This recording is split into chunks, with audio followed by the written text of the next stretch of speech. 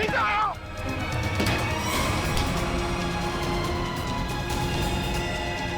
तो हटो।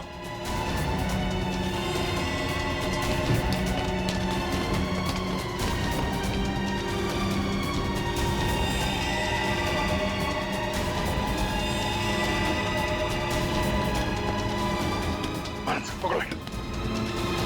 आ जाओ, आ जाओ। मयूर, चश्मा। ये क्या कर रही थी तुम? अपनी जान क्यों दे रही थी? जान दे रही थी? मैं क्यों अपनी जान दूंगी? तुम छत पे क्या करने आई थी? छत पे? मैं छत पे क्या कर रही हूँ? मुझे कुछ याद नहीं आ रहा। मैंने वो चश्मा पहना था और पता नहीं, मेरा सर दर्द हो रहा है। सर, इस केस में ये क्या हो रहा है? लोग अचानक खुदकुशी करने चले आते हैं। सारे हादसों में एक चीज कॉमन है, ये चश्मा। ये चश्मा पहनने से पहले क्या हुआ था वो तो याद है ना तुम्हें? हाँ सर। नीता, मुझे पता है तुम पर क्या बीत रही होगी, लेकिन तुम चिंता मत करो, सब ठीक हो जाएगा। काकी, ये क्या है? ऐसी हालत में मुझे ये गिफ्ट तुम्हें देते हुए बहुत अजीब लग रहा। गिफ्ट? हाँ, तुम्हारा बर्थडे था ना, तो हमारे चौल के बच्चों ने अपने हाथों से बड़े प्यार से तुम्हारे लिए गिफ्ट बनाया।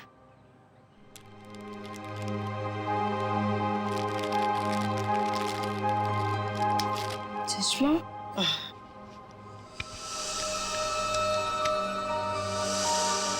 ये सविता जी कौन?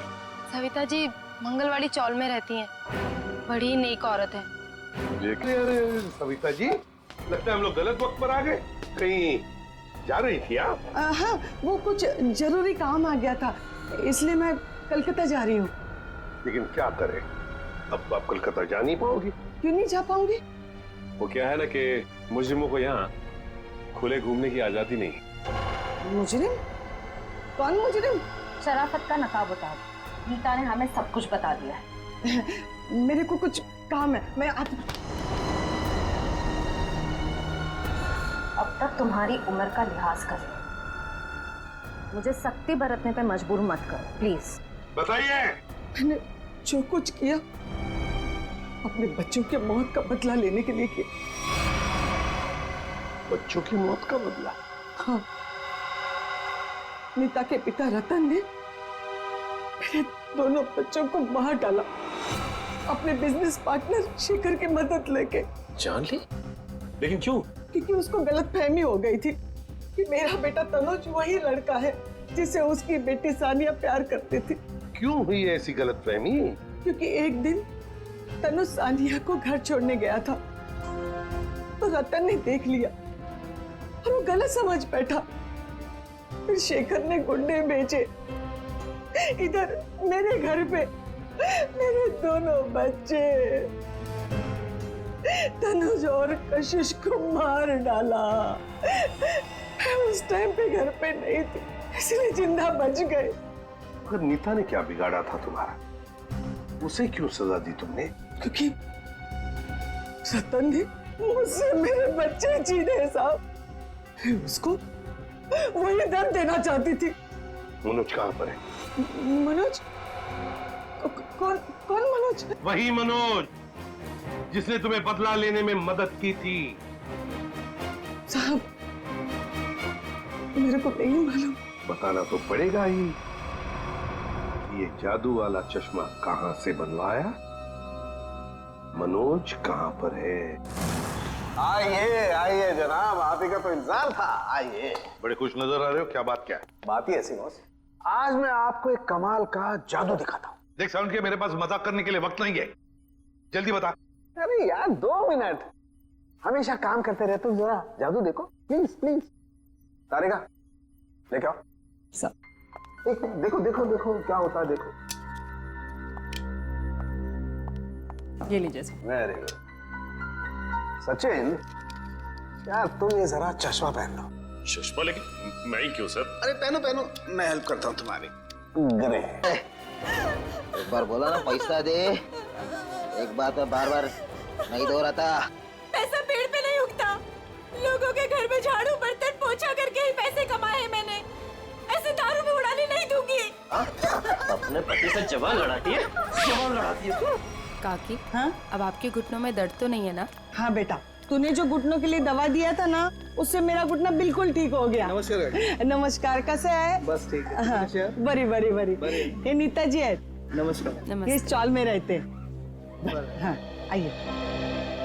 हमारे चावल के लोग ना बहुत अच्छे हैं, बहुत सपोर्ट करते हैं एक दूसरे को। हाँ, अपने पति से जवान लड़ाती है, जवान लड़ाती है। ये सुनील और रेखा का फिर से किचकिच शुरू हो गया लगता है।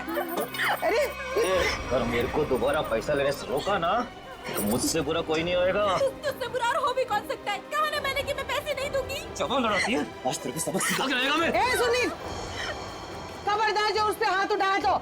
देख सविताई, ये मेरा और मेरे बाइकों का पर्सनल मामला है, बीच में कुछ नहीं बोलने का। इसको तो मैं ये तुम्हारा अकेले का मामला नहीं है, सगा साहिल से मामला है यहाँ। हाँ, अगर दोबारा दीपिका को तुमने धमकी दी तो तुझे चाल के बाहर उठा के फेंक दूंगा मैं। हाँ, खबरदार, जो किसी ने मेरे मर्द को धमकी दी, वो जैसा भी है मेरा पति है और इसे कोई भला बुरा नहीं कह सकता।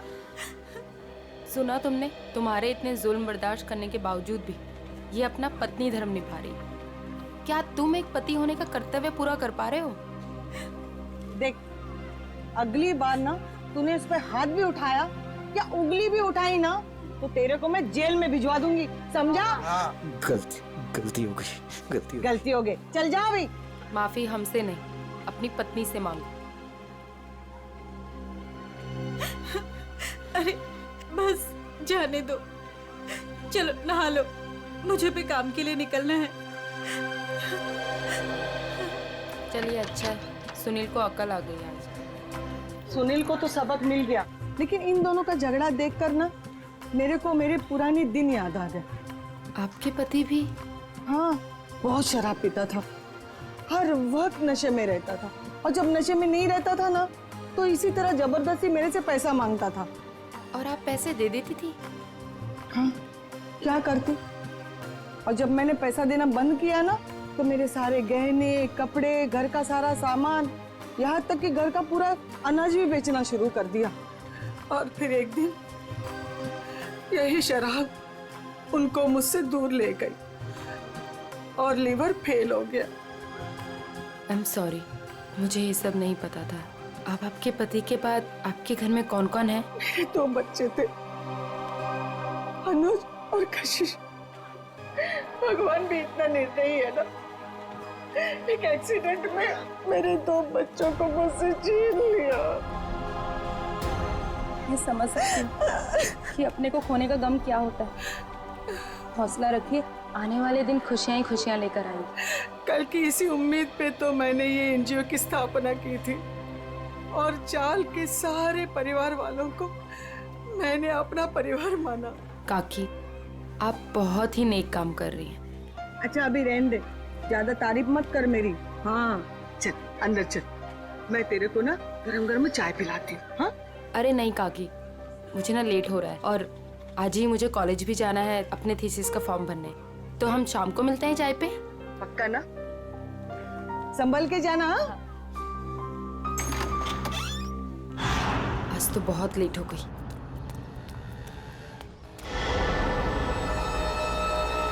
ये तो वही लड़का है, आज तो इस रोमियो को सबक सिखा कर आऊंगी। हेलो, ओए मिस्टर, हेलो, रुक, कब से मेरा पीछा कर रहा है? रुक, भागता कहाँ है? रुक। भाग गया, पता नहीं कहाँ से आ जाते हैं। पर सविताई, मुन्नी को स्कूल भेजकर क्या फायदा? बाद में उसे शादी करके चूल्हा चौका ही तो संभालना है। यही तो गलत मानसिकता है उर्मिला। शिक्षा ग्रहण करने के लिए जितना अधिकार लड़कों का है ना, उतना ही लड़कियों का भी है। आज हमारे देश में ज्यादातर परिवारों में महिलाएं उतना ही आर्थिक सहयोग देती है जितना कि पुरुष। क्यों नीता, मैंने ठीक कहा ना? बिल्कुल कहा। आज के जमाने में स्त्री का अस्तित्व उसके पिता या पति पे निर्भर नहीं करता, लड़की को भी पूरा अधिकार। कि वो अपनी पहचान बना सके और समाज के साथ कंधे से कंधा मिलाकर आगे बढ़ सके। क्या बात है, आप दोनों के विचारों से हम सब सहमत हैं। हाँ तो मुन्नी का स्कूल जाने का पक्का हो गया। हाँ, पक्का। ये फिर से यहाँ आ गया। लगता है इसको सुबह की डांट का कुछ असर नहीं हुआ। कौन है ये नीता, तुम जानती हो? नहीं काकी, पता नहीं कौन है और कहाँ से आया है, लेकिन रोज मेरा पीछा कर रहा है। अरे पहले क्यों नहीं बताया? चलो जमकर खबर लेते हैं आज इसकी। चलो चल। हेलो, तुम मेरा पीछा करते करते यहाँ तक आ गए? क्या कर रहे हो? चाहते क्या हो? हाँ? अरे कहाँ जा रहे मैं हैं? तुमसे बात कर रही हूँ। अरे सुनाई दे रहा है कि नहीं दे रहा है? क्या हो गया इसे? अरे सीढ़ी, अरे ये तो छत, अरे सुनो, छत के ऊपर जा रहा है। कहाँ जा रहे हो? एक किधर जा रहा है ये? रुको। हाँ, अरे एक क्या कर रहा है? अरे नीचे उतर। अरे खोपड़ी सटक लिया तुझी, क्यों जान देना चाहता है अपनी? अरे बोल ना कुछ। अरे बोल। मैं यहाँ कैसे आया? इधर क्या कर रहा हूँ मैं? तेरे को नींद में चलने का आदत है क्या? हाँ? कब से बुला रहे थे तेरे को? ड्रामा मत करो, बताओ कि मेरा पीछा क्यों कर रहे थे? मैं बात करती हूँ। बेटा देख, तेरे दिल में ना जो कुछ भी है सच सच बता दे। तू नीता को पसंद करता है क्या? वो बात नहीं है, मैं तो नीता जी का बॉडीगार्ड हूँ। इनके पिताजी ने मुझे इस काम पर रखा था कि इनकी मैं रक्षा करूं। उन्होंने ये भी कहा था कि इनको पता न चले। झूठ मत बोलो, मेरे पापा मुझसे बिना पूछे कुछ नहीं कर सकते। मैं सच कह रहा हूँ। ये मेरा ID card.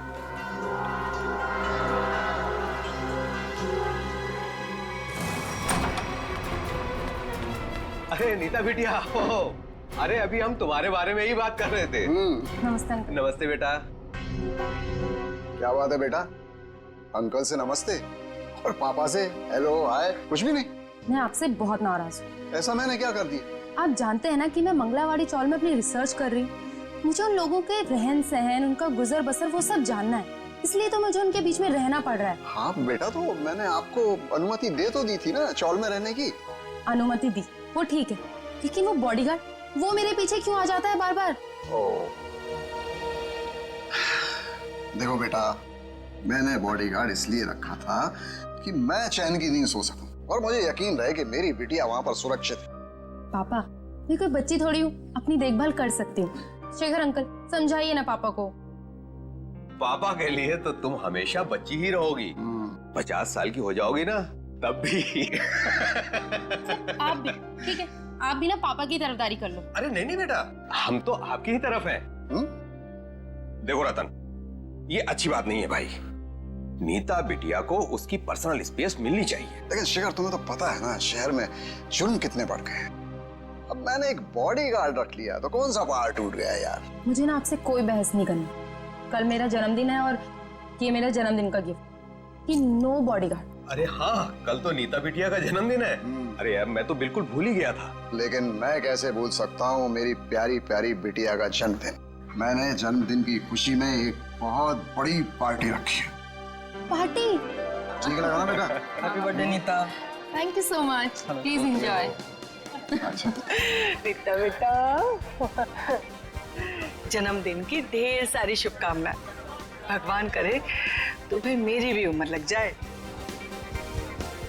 Thank you so much काकी। पापा, ये सविता काकी है, मैंने बताया था ना आपको इनके बारे में। हाँ, नमस्ते नमस्ते। हमारी बिटिया आपकी बहुत तारीफ करती। आपकी बेटी भी बहुत बहुत अच्छी है। Thank you very much. ये है मेरे बिजनेस पार्टनर शेखर। नमस्ते। नमस्ते, आपसे भी मिलकर बहुत खुशी हुई। मुझे भी बहुत खुशी हुई आपसे मिलकर। Ankit, many happy returns of happy birthday. Thank you so much. अरे sir, looking handsome sir. Thank you. अच्छा सर, कल हमारे नए प्रोजेक्ट की मीटिंग फिक्स हुई है, सुबह 10 बजे। 10 बजे? Okay, done. हेलो जी, ये मेरी बर्थडे पार्टी है, आपका ऑफिस नहीं, तो ये जो अपना काम है ना ऑफिस तक ही रखिए। सॉरी बेटा, सॉरी। आई एम सॉरी, आज काम की कोई बात नहीं हो गई, ठीक है? चलो अब केक काटे। पापा बस हाँ, मैं अभी नहीं लगाऊंगी, मैं केक काट लिए चलो चलो केक काटते हैं। हाँ।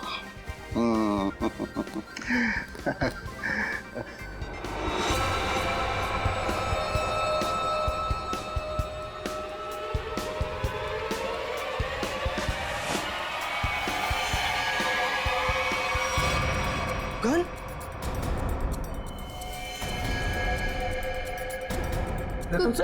रतन ये क्या कर रहा है यार? गोली लग जाएगी। ये असली की नकली यार? Good bye Shekhar. Ratan good bye रतन।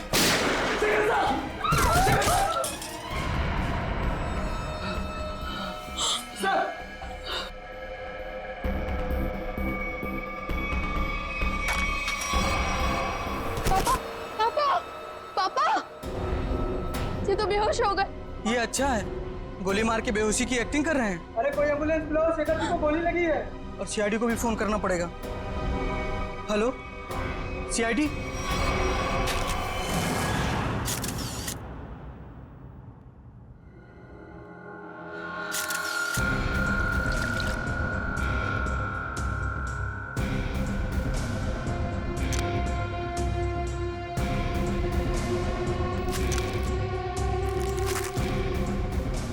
गोली सीधे सीने पे मारी गई है।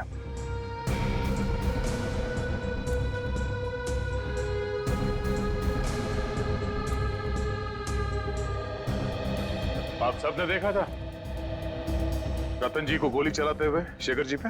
हाँ सर, हम तो हक्के बक्के रह गए ये देख के। इतनी अच्छी पार्टी चल रही थी, सब कितना एंजॉय कर रहे थे। पता नहीं अचानक रतन जी को क्या हो गया, उन्होंने गोली चला दी। जरूर मेरे पापा के खिलाफ किसी ने साजिश की, ऐसा कर ही नहीं सकते। रतन जी। हाँ सर।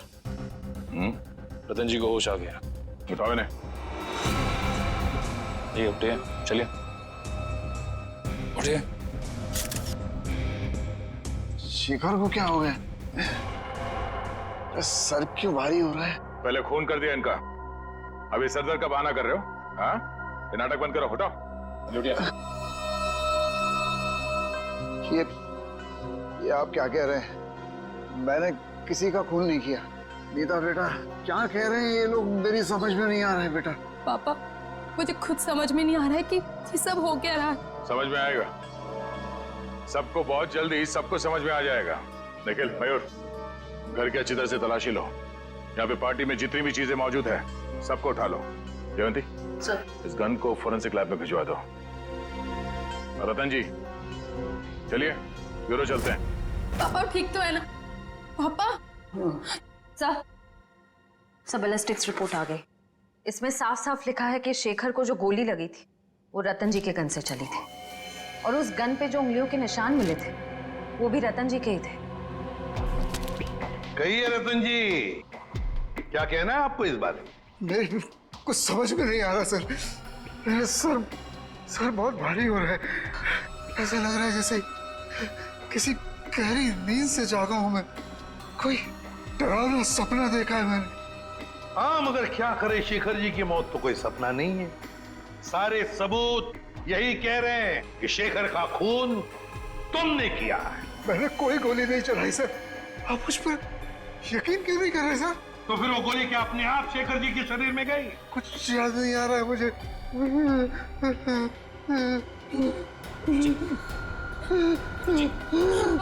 जी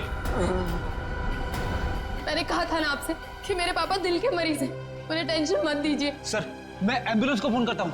नहीं नहीं, अपनी गाड़ी में लेकर चलो, हॉस्पिटल में एडमिट करो जल्दी। चलिए। मैं भी चलती हूँ साथ में। नहीं, आप नहीं जाएंगी। उन्हें पहले एडमिट होने दो, बाद में मैं भी चलूंगा तुम्हारे साथ। प्लीज सर, मेरे पापा को छोड़ दीजिए। अगर तुम्हारे पापा ने कुछ भी नहीं किया है तो उन्हें कुछ नहीं होगा। अच्छा एक बात बताओ, रतन जी का कोई झगड़ा वगड़ा था पहले से शेखर जी के साथ, या फिर कल पार्टी में कोई झगड़ा वगड़ा हुआ था? नहीं सर, वो तो पार्टी में बहुत एंजॉय कर रहे थे। अच्छा, क्या तुम्हारे पापा के बर्ताव में कुछ तुम्हें थोड़ा अजीब सा लगा? कभी आदमी कोई टेंशन में होता है या वैसे कुछ? हाँ सर, कोई झगड़ा तो नहीं हुआ था, लेकिन उनका मूड थोड़ा सा चिड़चिड़ा था। और वो शेखर अंकल को कुछ कह भी रहे थे। तुमने काम सही से नहीं किया, वो वापस आ गया। वो वापस आ गया? ये कौन? सर नाम तो नहीं लिया था। अच्छा, ये बातचीत कब हुई थी दोनों के बीच? कल हुई थी, एनजीओ से लौटने के बाद। एनजीओ? कौन सा एनजीओ है ये? मेरी बड़ी बहन सानिया की मौत के बाद पापा ने एक एनजीओ खोला था, जहाँ पे हम गरीब लोगों को रोटी, कपड़ा और रहने के लिए छत देते हैं। कहाँ है ये एनजीओ? नमस्कार साहेब, मी कपिल, यहाँ एनजीओचा मॅनेजर आहे। आप ये बताएंगे कि इस एनजीओ में आप कब से काम कर रहे हैं? पहले दिन से, जब रतन जी ने सानिया मैडम की याद में इस एनजीओ की स्थापना की थी। फिर तो आप काफी करीब से जानते होंगे शेखर जी और रतन जी को। हाँ जी, एनजीओ में काम करने वाले सभी लोगों को अपना परिवार का सदस्य मानते थे। हमेशा आकर हमसे हमारे सुख दुख के बारे में पूछते थे और अपने सुख दुख बांटते भी थे। ये तो बहुत अच्छी बात है। फिर तो आप ये भी जानते होंगे कि शेखर जी और रतन जी के बीच में किस बात को लेकर टेंशन चल रही थी? नहीं साहब, ऐसा कहीं ना थे। वो दोनों बिजनेस पार्टनर कम और भाई समान ज्यादा थे। भाई समान थे? तो फिर रतन जी ने शेखर जी का खून क्यों कर दिया? जरा दिमाग पे जोर डालिए और सोच के बताइए कि शेखर जी और रतन जी के बीच में कुछ झगड़ा हुआ था या कुछ बहस हुई थी? ऐसा कई झाले नव्हते। लेकिन रतन जी की बेटी बता रही थी कि रतन जी और शेखर जी आपस में कुछ बातें कर रहे थे कि कोई आया है। कौन वापस आया है, कुछ पता है आपको? हाँ, वो ये दोनों यहाँ बात कर रहे थे इसके बारे में, जब मैंने उस अजीब घटना के बारे में बताया उन्हें। अजीब घटना? कैसी अजीब घटना? कुछ दिन पहले एक आदमी ने मुझे फोन किया था, कहा शेखर जी और रतन जी ने उसे काम पे रखा है और उसने अपना अपॉइंटमेंट लेटर मेल किया कंपनी के लेटरहेड पे, प्लीज चेक कर लीजिए। दूसरे दिन से वो काम पे आने लगा और सब फाइलें वगैरह चेक करने लगा। कौन सी फाइलें चेक कर रहा था? सारी फाइलें, टैक्स की फाइलें, अकाउंट्स की फाइलें, और हाँ, रतन जी और शेखर जी के जिंदगी के बारे में काफी सवाल पूछे। फिर क्या, बस लंच ब्रेक में खाना खाने के बहाने बाहर चला गया और वापस ही नहीं आया। जब भी मैंने इस घटना के बारे में दोनों बॉसेस को बोला तो उन्होंने कहा कि हमने किसी को काम पे रखा ही नहीं है। इतनी मेहनत करके आया था पूछताछ करने के लिए, जरूर इस जुर्म में उसका हाथ है। शेखर जी ने रतन जी को कहा कि वो वापस आ गया है, तुमने अपना काम बरोबर किया नहीं है। इस आदमी का चेहरा तो देखा था ना आपने, हमारे लिए स्केच बनवाई। साहिब, दरअसल बात यह है कि उस दिन मैं अपना चश्मा घर में भुलाया था और चश्मे के बगैर मुझे तो कुछ दिखता ही नहीं है। सामने कुर्सी पड़ी की गाड़ी पड़ी, मेरे को वो भी नहीं दिखता। एक बात तो तय है, ये जरूर इन दोनों के अतीत से जुड़ा हुआ ही कोई आदमी है। एग्जैक्टली, इसीलिए तो बड़ी आसानी से इस अनजान आदमी को उन्होंने पहचान लिया। इस नए मोहरे से जल्द मिलना होगा।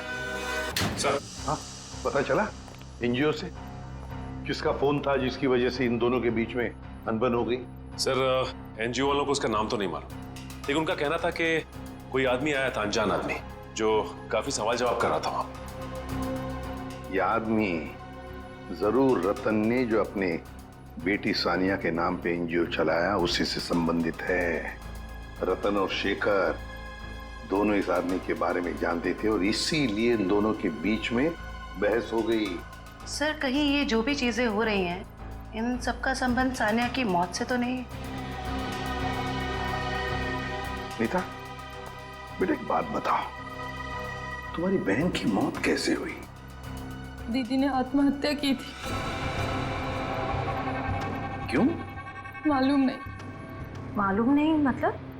मैं उस वक्त हॉस्टल में थी, घर पे क्या हो रहा है क्या नहीं, सबसे अनजान। अच्छा, जब आपकी बहन ने आत्महत्या की तो उस वक्त क्या आप हॉस्टल में थी? उस वक्त तो मैं घर पे थी, छुट्टियां मनाने के लिए आई थी। मुझे आज भी वो दिन याद है जब मैं और पापा मॉल से शॉपिंग कर आई और जैसे ही पापा ने दरवाजा खोला। सानिया बेटा, सानिया, सानिया!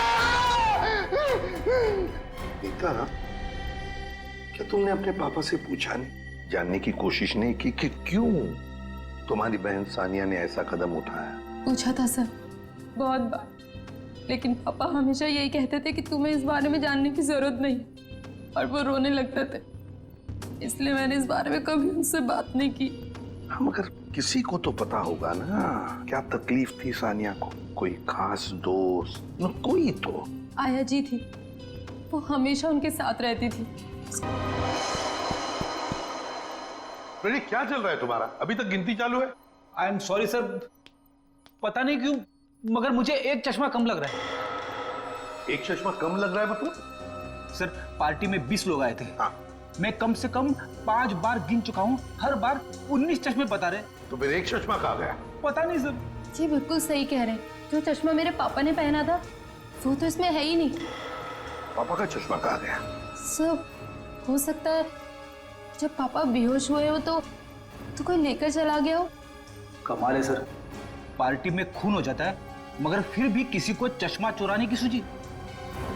एक बात और सर, बिल्कुल उसी तरह का चश्मा मेरे बॉडीगार्ड ने भी पहना था जब वो चौल की छत से कूदकर खुदकुशी करने वाला था। एक मिनट, तुम्हें कैसे पता चला कि वो वही चश्मा था जो तुम्हारे पापा ने पहना था? क्योंकि मैंने उसे पहले भी देखा है, वो कभी चश्मा नहीं पहनता, लेकिन उसने चौल की छत से जब वो कूद रहा था तो उसने उसी तरह का चश्मा पहना था। वो चश्मा ही मनूस है। सर इस चश्मे का खून के साथ क्या कनेक्शन हो सकता है?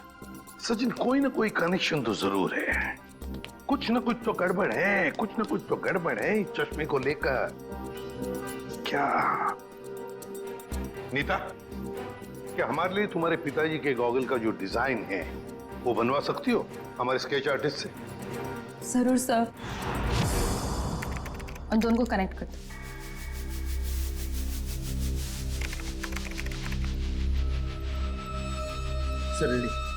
ठीक है, थैंक यू।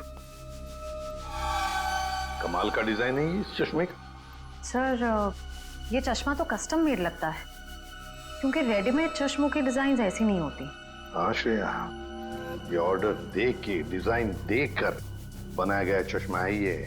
पता लगाना पड़ेगा शहर में ऐसी कौन सी दुकानें हैं, कितनी दुकानें हैं ये इस तरह के चश्मे बनाती हैं। फिर सानिया की आया के बारे में भी पता लगाना पड़ेगा। हेमलता जी। कौन है? आप सानिया की आया थी ना? हाँ, पर आप लोग?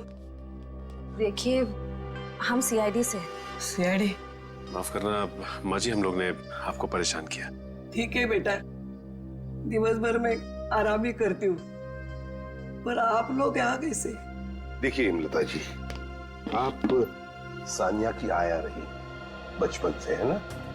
और फिर सानिया ने आत्महत्या भी की, ये तो आप जानती ही हैं। अब ये जानना चाहते हैं कि क्यों सानिया ने क्यों आत्महत्या की।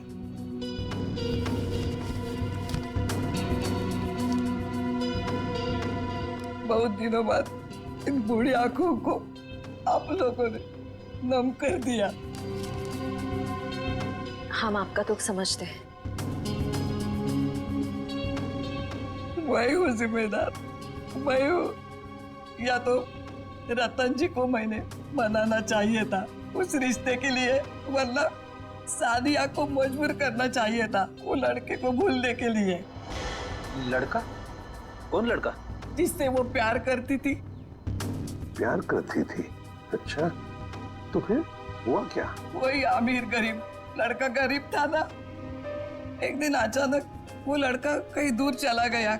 महीनों इंतजार करती रही सानिया, न खाती थी न पीती थी, वो अपने बंद कमरे में रोती रहती थी। वो लड़का कौन है, कहाँ रहता है, क्या उसका कोई टेलीफोन नंबर वगैरह है आपके पास? नहीं, सानिया ने कभी उसका नाम या पता नहीं बताया अभी। चल ठीक है, कोई बात नहीं। सॉरी, हमने आपको बहुत तकलीफ दी। आराम कीजिए। सर, सोच रही हूँ दया सर के लिए एक चश्मा ले लूं। दया का बर्थडे आने वाला है क्या? नहीं सर, वो हमेशा ना मुझसे उखड़े उखड़े रहते हैं, इसीलिए। अच्छा, गिफ्ट देके उनको खुश करना चाहती हो? नहीं सर, उन पे बहुत अच्छा लगेगा, इसलिए। बाद में देखते हैं। एक्सक्यूज मी जी, कहिए किसके लिए चश्मा दिखाऊं? एक मुजरिम के लिए। मुजरिम के लिए चश्मा? मैं कुछ समझा नहीं। जरा ये डिजाइन देखो चश्मे की। ये आपने ही बनाया था? जी हाँ। आपको पसंद है? आप लोगों के लिए भी बनवा दूं? नहीं नहीं, आप हमें माफी कीजिए। आपका बनाया हुआ ये चश्मा पहनकर लोग उल्टी सीधी हरकतें करने लगते हैं। कोई छत पे पहुंच जाता है छलांग लगाने, तो कोई किसी को गोली मार रहा है। क्या मजाक कर रही हैं आप? ये सब मेरे चश्मे की वजह से हो रहा है? हम मजाक के मूड में नहीं है। सीआईडी? अब जरा ध्यान से बताओ, किसके लिए बनाया था ये? 1 मिनट सर। सर ये कोई अभिषेक नाम का आदमी था।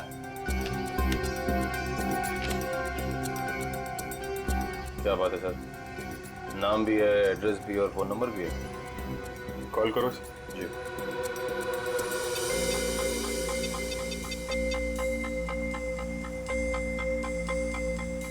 सर नंबर गलत है।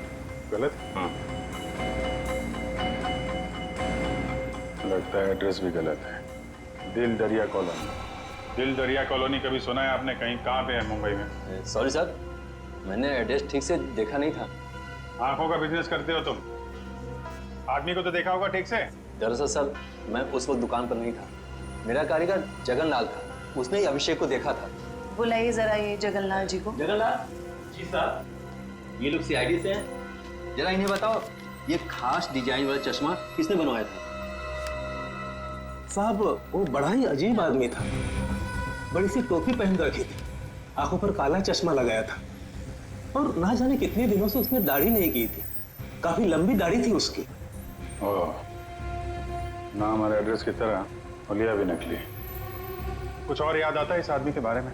हाँ सर, अक्सर जो लोग चश्मा बनाते हैं ना, वो सामान हमारे दुकान से ही लेते हैं, लेकिन वो खुद अपना सामान लेके आया था। फ्रेम, कांच और एक अजीब सी छोटी सी चीज उसने लगाई थी चश्मे में। छोटी सी चीज? अच्छा, उस चीज के बारे में कुछ बता सकते हैं आप? अपने मोबाइल का सिम कार्ड होता है ना, उससे भी छोटी चीज थी। और साहब चश्मा बनने के बाद उसने मुझे पहनने भी नहीं दिया। मुझे फिटिंग चेक करवानी थी तो बोला चश्मा गंदा हो जाएगा। ये भी कोई बात हुई? कोई बात नहीं, आप जरा ये मेरा कार्ड रखिए। अगर वो आदमी दोबारा आए या दिखाई पड़े तो मुझे फोन करना, और उसको नहीं बताएंगे, इतना तो समझते हैं ना आप? समझ गए सर। सर हाँ, ये रोहन और मीशा है, ये सानिया के बड़े अच्छे दोस्त थे। घबराओ मत, देखो हमने तुम्हें यहाँ कुछ सवाल पूछने के लिए बुलाया है। कैसे सवाल सर? सानिया के बारे में। क्या तुम लोगों को पता है सानिया ने ऐसा क्यों किया, क्यों आत्महत्या की? पता नहीं सर, अगर उसे कोई प्रॉब्लम होती तो हम जरूर उसकी मदद करते, लेकिन ऐसा कुछ नहीं था सर। एक बात बताओ, क्या सानिया का कोई बॉयफ्रेंड वगैरह था? कोई लड़का था उसकी जिंदगी में? हाँ सर, एक लड़का तो था, मगर उसने कभी हमें उससे मिलवाया नहीं। क्यों? पता नहीं सर, वो बोली सब कुछ ठीक हो जाने के बाद सबको बताएगी। बहुत सीरियस थी उसको लेकर, शादी करना चाहती थी उससे। अच्छा, क्या नाम क्या था उस लड़के का? नहीं सर, उसके बारे में कुछ भी नहीं बताया था। पर हाँ सर, वो कॉलेज खत्म होने के बाद मंगलावाड़ी चौल जाती थी। 1-2 बार तो मैंने खुद उसे वहाँ पे छोड़ा था। वहाँ पे एक लड़का बाइक पे हेलमेट पहने उसका इंतजार किया करता था। मंगलावाड़ी, चलो थैंक यू वेरी मच, तुम दोनों जा सकते हो। मंगलावाड़ी चाल? सर नीता तो वहीं पे रिसर्च करती थी।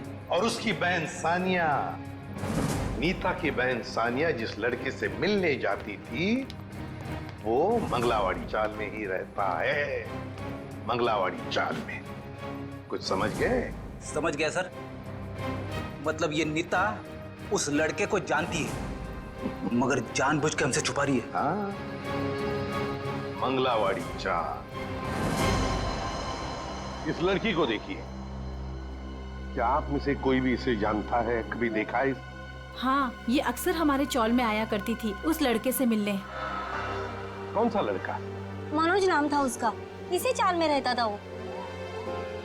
रहता था मतलब अब नहीं रहता? वो दरअसल कुछ साल पहले उसे सजा हो गई थी, अब तक तो सजा पूरी भी हो गई होगी, पर वो वापस लौटा नहीं। क्या क्या किया था उसने? सर पक्के से तो पता नहीं, पुलिस कह रही थी चोरी चकारी का इल्जाम है उस पर। मनोज, चलो thank you very much. Sir जिस मनोज की आप बात कर रहे हैं उसका तो सर कोई भी पुलिस रिकॉर्ड नहीं है। सुमी जी, ये कैसे हो सकता है जबकि मंगलावाड़ी चाल में रहने वाले लोगों ने हमें बताया कि 5 साल पहले मनोज को उसी चाल में से गिरफ्तार किया था। सर सारी फाइलें आपके सामने रखी हुई हैं, 5 साल के सारे रिकॉर्ड आप देख चुके हैं, मगर कहीं भी इस नाम का कोई शख्स नहीं है। हो सकता है मनोज की फाइल गुम हो गई। ऐसा कैसे हो सकता है सर? क्यों नहीं हो सकता?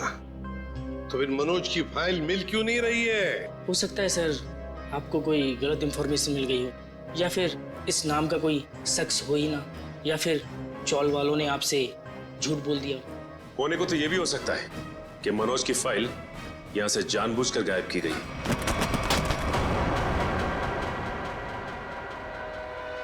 रवि जी, क्या हुआ?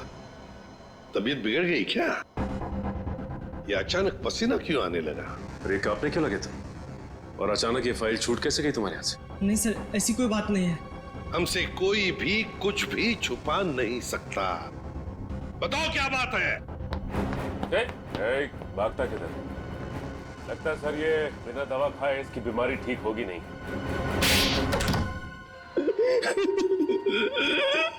सर मुझे माफ कर दीजिए, मेरे पैसों के कारण मैंने उसकी फाइल जला दी। शर्म आनी चाहिए तुम्हें।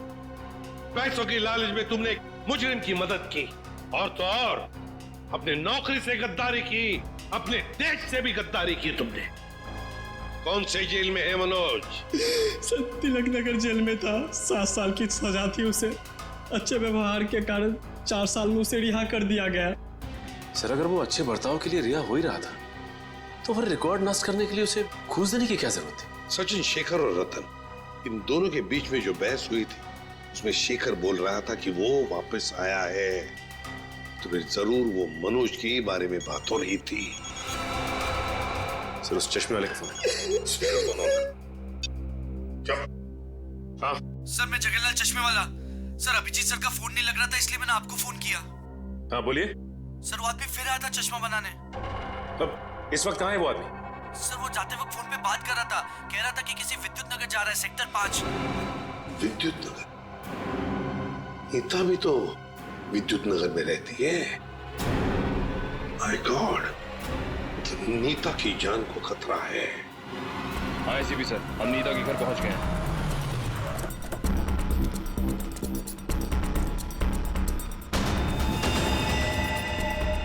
ओह नो, ये नीता छत पे क्या कर रही है?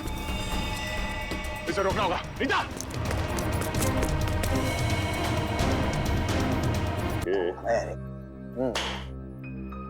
अब सचिन, जरा ध्यान से देखो और बताओ कि ये चश्मा वहां से ला करके किसने दिया? अरे सर कैसी बात करते हैं? तारिका ने। नहीं सचिन, कौन से देखो, ये चश्मा वहां से उठा करके तारिका नहीं, श्रेया लेकर के आई। मैं? अरे सर कैसी बात कर रहे हैं आप? आपके सामने जो खड़ी है वो तारिका है, और जो यहाँ खड़ी है वो श्रेया है। सचिन, जरा गौर से देखो और फिर बताओ। तुम्हारे सामने जो खड़ी है वो तारिका नहीं है, वो श्रेया है सचिन। हाँ सर, मेरे सामने जो खड़ी है वो श्रेया है।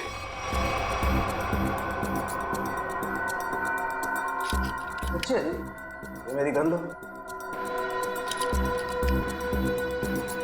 और तुम्हें इस गन के साथ क्या करना है सचिन, तुम जानते हो ना? हाँ सर, मुझे अच्छी तरह से मालूम है कि इस गन के साथ क्या करना है। सड़के कुछ नहीं होगा। सड़के ऐसी मजाक मत कर। Please believe me. हाँ सचिन, तो पता है ना तुम्हें क्या करना है इस गन से? हाँ सर, पता है।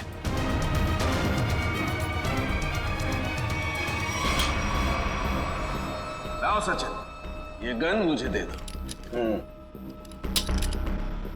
अब ये चश्मा भी तुम्हारा उतार देना है। बैठ जा, बैठ जा। जो क्या है, सर भारी हो रहा। सचिन, अभी अभी आपने मुझे मारने की कोशिश की, मुझ पर गोली भी चलाई। वो तो गन खाली थी इसलिए। ये तुम क्या कह रही हो? मैं तुम्हें मारने की कोशिश क्यों करूंगा? मैं तुम्हें गोली क्यों चलाऊंगा? रिलैक्स रिलैक्स, मैं बताता। बस ये बहुत ही स्पेशल चश्मा है। इस चश्मे में एक डिवाइस लगी हुई, एक ऐसा यंत्र जिसकी वजह से जो इंसान इस चश्मे को पहनता है वो सम्मोहित हो जाएगा, hypnotize। और ये नैनो डिवाइस है जो वॉइस रिकॉर्ड करता रहता है। तो जिस इंसान ने चश्मा पहना है उससे ये बताता रहता है कि उसे एग्जैक्टली करना क्या है। आपने जो मुझ पर गोली चलाई वो भी इसी डिवाइस की वजह से। इसलिए वो आवाज आ रही थी। लेकिन ये आवाज हमें सुनाई क्यों नहीं दी? वो इसलिए क्योंकि वो आवाज बहुत ही ज्यादा धीमी है। बॉस, वो आवाज इतनी कम है कि बाजू में खड़ा इंसान भी वो आवाज सुन नहीं सकता है। और जैसे ही ये चश्मा उतारा जाता है आदमी भूल जाता है कि उसने जब वो चश्मा पहना था क्या किया था उस वक्त। एग्जैक्टली।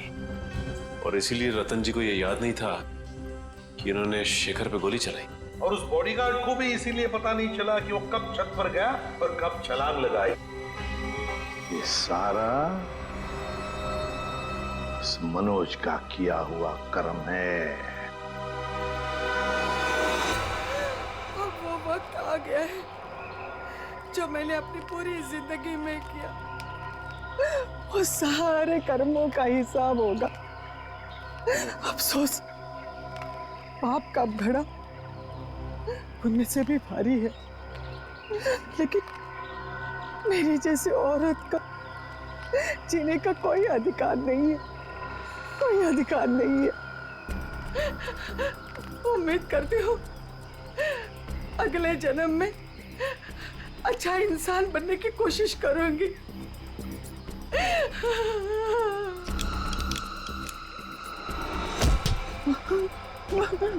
ये क्या कर रही है? उतार चश्मा उतार। मेरा बच्चा आ गया। तूने जहर पिया? आई ये क्या किया तूने? मेरे को नहीं पता मैंने ऐसा क्यों किया। बेटा मेरे को माफ कर दे, हमारे साथ इतना ही था। नहीं आई, आई नहीं, आई। जिस किसी ने भी तेरे साथ ऐसा किया है माँ, तेरी कसम उसे छोड़ूंगा नहीं मैं। अब पता चला किसी अपनों पर वो मौत का चश्मा लगाने के बाद कैसे लगता है। चलो अब तुम्हारे आंखों पे कानून का चश्मा चढ़ाते हैं। कहाँ भाग रहे हो? रुक, सचिन उधर से पीछे जाओ उसके।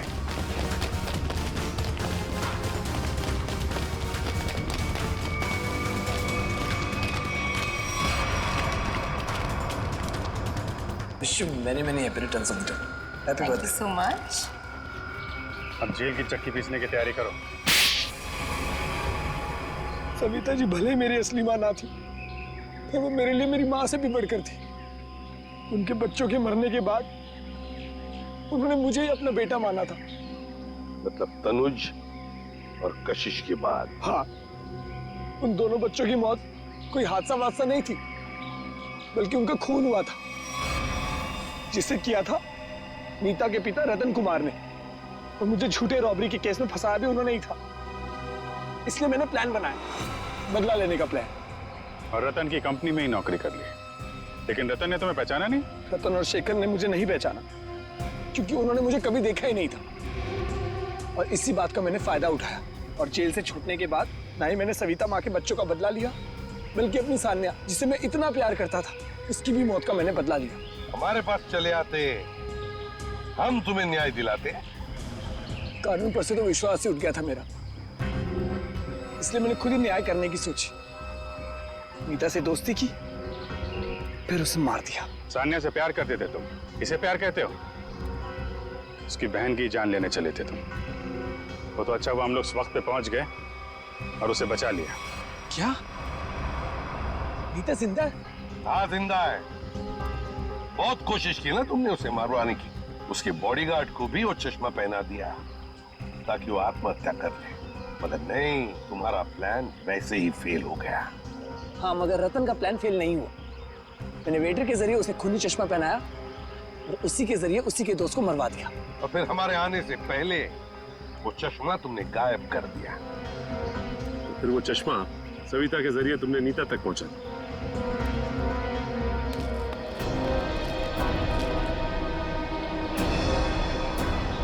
माँ, तू जिंदा है? मैं जिंदा हूँ।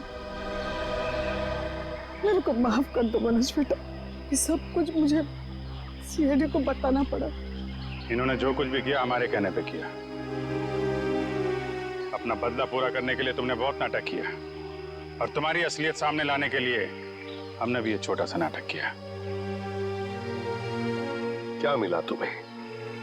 इस बदले की आग ने तुम्हें कहां से कहां पहुंचा दिया। अब जेल की सलाखों के पीछे सड़ते बैठना, कानून तुम्हें कड़ी से कड़ी सजा देगा, शायद फांसी ही होगी।